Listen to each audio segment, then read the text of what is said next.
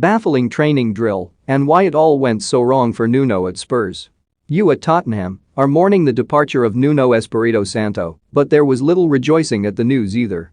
Nuno, who was sacked yesterday, was widely considered a decent man and was respected, if not well-liked, by staff, who recognized that he was forced to deal with a number of difficult situations which were not of his own making. The squad, though, had serious reservations about Nuno's qualities as manager, and it was telling that not a single Spurs player has so far paid tribute to the Portuguese on social media.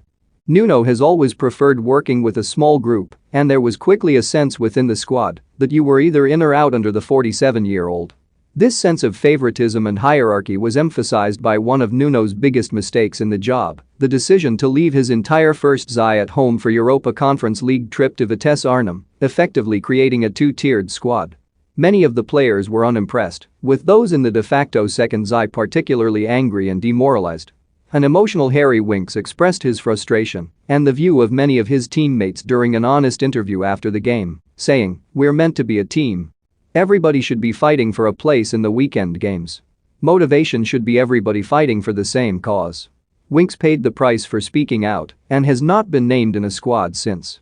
Many of the players found Nuno cold, distant and uncommunicative, and even those in his first side reported that they didn't really know anything about their head coach. He rarely held team meetings and never entertained players one-on-one in his office, as his predecessors Jose Mourinho and Mauricio Pochettino had done.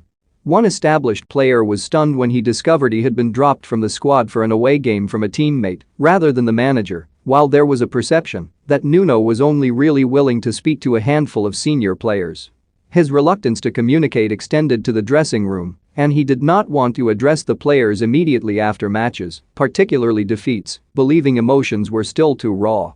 This often left the squad's frustration to boil over in the stadium. His coaching did not convince all the players either.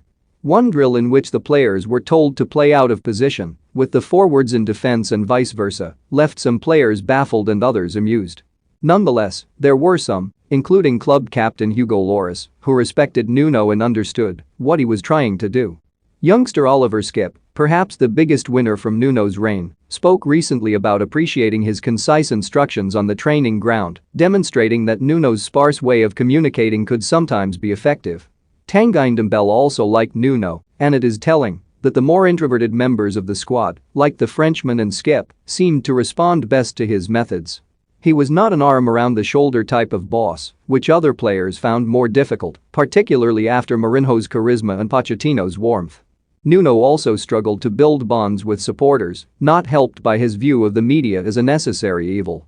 He fiercely disliked having to do interviews or press conferences, never shirking his media duties, which were far more wide-ranging than at Wolves, but making it clear to staff that he would rather be on the training pitch. Those who got to know him best reported that there was a good man under Nuno's mask of stone who could be self-deprecating and insightful. But he never wanted to reveal that side of him publicly, and ultimately few of the players saw it either.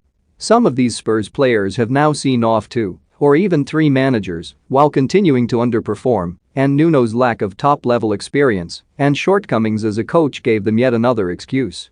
Nuno is not the only one who has disappointed at Spurs this season, and the arrival of Antonio Conte will instantly transform the dynamic in the squad and leave the players with nowhere left to hide.